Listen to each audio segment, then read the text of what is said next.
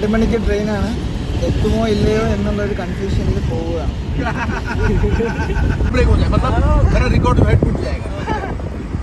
നമ്മൾ എത്തിക്കാന്നാ പറയുന്നത്. Life time के लिए बोलना पड़ेगा. एक बार वो केरला वालों का ट्रेन मिस हुआ मेरे से. अभी बोलते ना, एक बार भी मिस नहीं हुआ. നമ്മൾ എത്തിയിരിക്കുകയാണ് ഗൈസ്.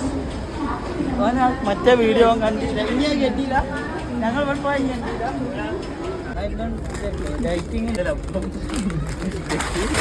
നമ്മളങ്ങനെ നേപ്പാളിലേക്ക് റീച്ച് ചെയ്യുന്നതെന്ന് വെച്ചാൽ നേരെ മുംബൈയിൽ നിന്ന് ഗോരഖ്പൂർ, ഗോരഖ്പൂർ സൊണാലി, സൊണാലിയിൽ നിന്ന് നേരെ കാഠ്മണ്ഡു.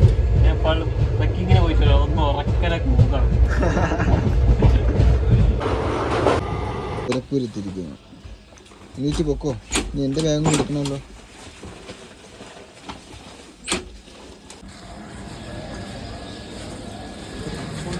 ഗോരഖ്പൂരിൽ നിന്ന് സൊണാലി ബോർഡർ വരെ ഏകദേശം നമുക്ക് 2 മണിക്കൂർ ട്രാവൽ വരുന്നത്.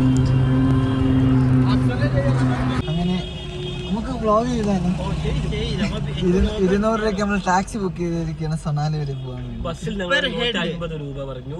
നമ്മൾ 200 രൂപയ്ക്ക് ഒരു സ്വിഫ്റ്റ് കാർ ബുക്ക് ചെയ്തു. സ്റ്റോപ്പ് ഉണ്ടാവില്ല. ചാമ്പോ ചാമ്പില്ലേ നമുക്ക് അറിയില്ല, കണ്ടറിയാം. നമ്മുടെ ഡ്രൈവർ നിൽക്കുന്നതാണ്.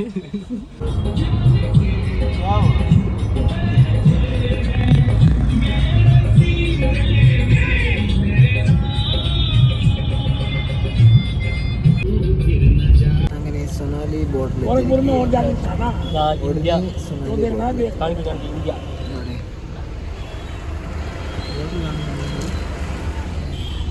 നമ്മളെ കാല് കുത്തിയല്ല പോകുന്നത്. വണ്ടിയിലാണ്. വേറെ ചങ്ങായിമാരൊക്കെ ഉണ്ട്.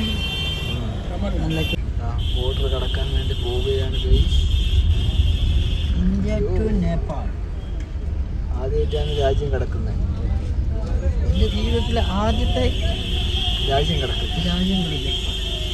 നേപ്പാളിലെത്തിയിരിക്കുകയാണ്.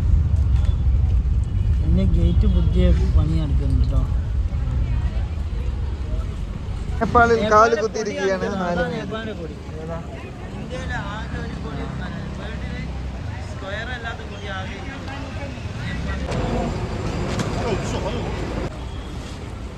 നമുക്ക് നേപ്പാൾ ബോർഡർ ക്രോസ് ചെയ്യാൻ ഭയങ്കര ഈസിയാണ്. ജസ്റ്റ് നമ്മുടെ ഒരു ആധാർ കാർഡ് കാണിച്ചിട്ട് ഈ ഗേറ്റ് വഴി സിമ്പിളായിട്ട് നമുക്ക് ബോർഡർ ക്രോസ് ചെയ്യാൻ പറ്റും.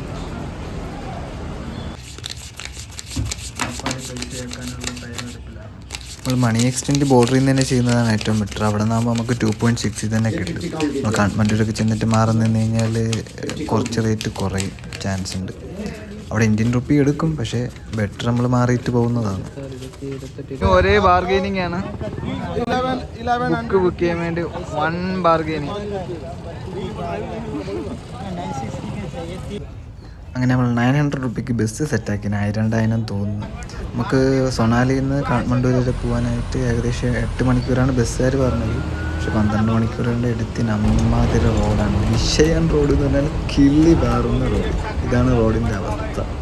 പല ജാതിക്കാണ് വണ്ടികൾ വരുന്നത്, ലോറികളും ഫുള്ള് സീന് റോഡ്. നേപ്പാളിൻ്റെ ഫസ്റ്റ് ഫുഡ് കഴിക്കാൻ എത്ര ഇടാ ഉണ്ടോ? നമ്മൾ സൊണാലി ടൗണിൽ നിന്ന് മല കയറി തുടങ്ങുമ്പോഴത്തേക്കും റോഡിൻ്റെ അവസ്ഥ പിന്നെ ഇതാവും. ഇതന്നെ അങ്ങ് എത്തുന്നവരെ ഇതന്നെ റോഡിൻ്റെ അവസ്ഥ. ഫുള്ള് പൊടിയും ഒച്ചപ്പാടും സീന് റോഡ്, മലയും. അടിപൊളിയാണ്.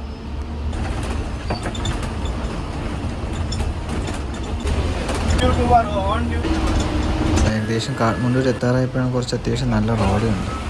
രാത്രി 12 മണിയായപ്പോഴാണ് അങ്ങ് എത്തിയത്. പിന്നെ വീഡിയോ ഒന്നും എടുത്തില്ല. നമ്മളിവിടെ ഫ്ലോക്ക് ഹോസ്റ്റലിലാണ് എന്താ പറയുക റൂം എടുത്ത ഹോസ്റ്റലിൽ. അടിപൊളി നൈസ് വൈബാണ്. അടിപൊളി ഹോസ്റ്റലാണ്. അപ്പോൾ ഇനി നാളെ മുതൽ നമ്മൾ കാഠ്മണ്ഡൂർ എക്സ്പ്ലോർ ചെയ്യാം. അപ്പോൾ ഓക്കെ, ബൈ ബൈ.